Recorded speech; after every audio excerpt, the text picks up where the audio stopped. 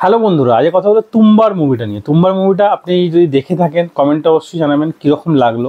যদি না দেখে থাকেন তাও রিভিউটা দেখুন। রিভিউটা দেখে আপনি মুভিটা অবশ্যই আপনার দেখা উচিত যদি আপনি মুভি লাভার হন।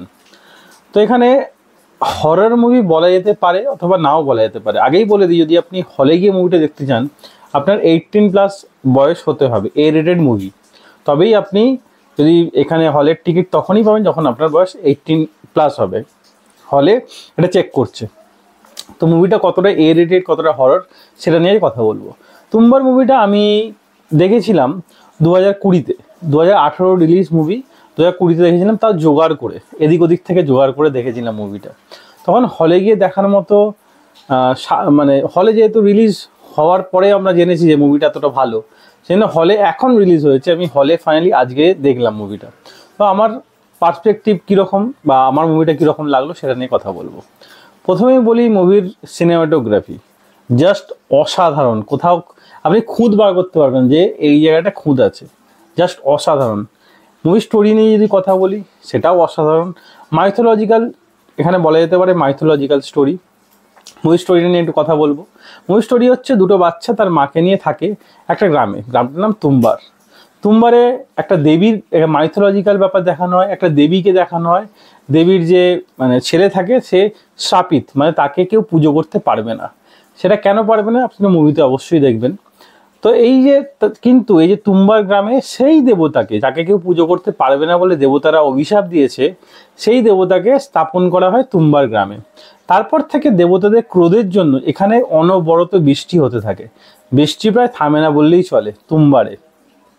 তো সেখানে দুটো বাচ্চা তার মা সঙ্গে থাকে এবং এখানে তুম্বারে একটা তক্ষক বলে একটা রাক্ষস আছে।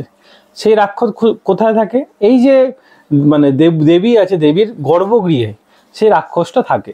এই দেবীর গর্ভগৃহ কিন্তু এই তুম্বারেই আছে। তো সেটা ফাইনালি খুঁজে বার করবে আমাদের হিরো।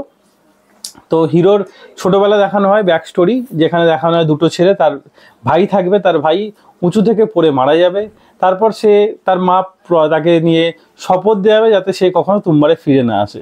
তো তারা পুনেতে শিফট হয়ে যাবে, কিন্তু পুনে থেকে যখন সে বড় হবে, তার মা যখন মারা যাবে, সে আবার তুম্বারে আসবে। এসে সে খাজানার খোঁজ সেখানে পাবে। খাজানার খোঁজ কার থেকে পাবে? তার মানে দাদিমার থেকে। সে 15 বছর পর এসে তার দাদিমার থেকে পাবে। তার দাদিমাকে তক্ষর বলে একটা রাক্ষস দেখানো হয়। সেই রাক্ষস তাকে যাকেই মানে কামড়ায় বা আঁচড়ে দেয় সে অমর হয়ে যায়, কিন্তু সে হরর মানে ভৌতিক হয়ে যায় বা ভূত হয়ে যায়, কিন্তু সে অমর হয়ে যায়। তার মধ্যে কোনো প্রাণ বলে কোনো বস্তু থাকে না এবং সে খুব ভয়ানক হয়ে যায়। তো এবং সে কখনোই মরে না, অমর হয়ে যায়। সে প্রচণ্ড কষ্ট পায়। সে খাবার জন্য লোকের পায়ে হাতে মানে তাকে, যদি সে তার গোটা শরীরও যদি কঙ্কালও হয়ে যায়, তার হার্ট চলতে থাকবে আজীবন। সেই তার দাদিমার হার্ট চলতে থাকে সেই তুম্বারে। তার দাদিমা তাকে ভিক্ষা করে যাতে তাকে মেরে দেওয়া হয়, আমাদের হিরোর থেকে ভিক্ষা করে যাতে তাকে মেরে দেওয়া হয়। সে এবং সেই ভিক্ষার কারণে সে জেনে নেয় যে কীভাবে মোহর উদ্ধার করবে। সেই তক্ষকের কোচর থেকে কিছুটা মোহর সে মানে অ্যাট এ টাইম কিছুটা মোহর নিতে পারে। তো তারপর সে প্রচুর বড়লোকও হয়ে যায় এবং তারপর দেশ স্বাধীনও হয়ে যায়।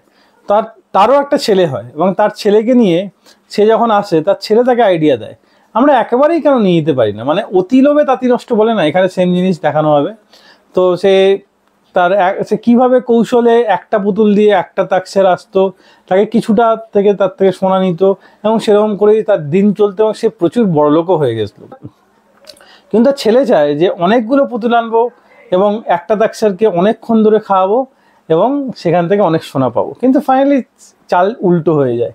যতগুলো সে পুতুল আনে তার থেকে বেশি ততগুলি তাক্ষর এসে যায় এবং তার বাবা নিজের প্রাণ বলিদান দিতে, মানে আমাদের হিরো প্রাণ বলিদান দিতে বাধ্য হয় এবং সেখানেই মুভিটা শেষ হয়ে যায়। তো এর তুম্বারের 2ও আসবে, আবার তক্ষরকে আমরা দেখতে পাবো তুম্বার 2-তে।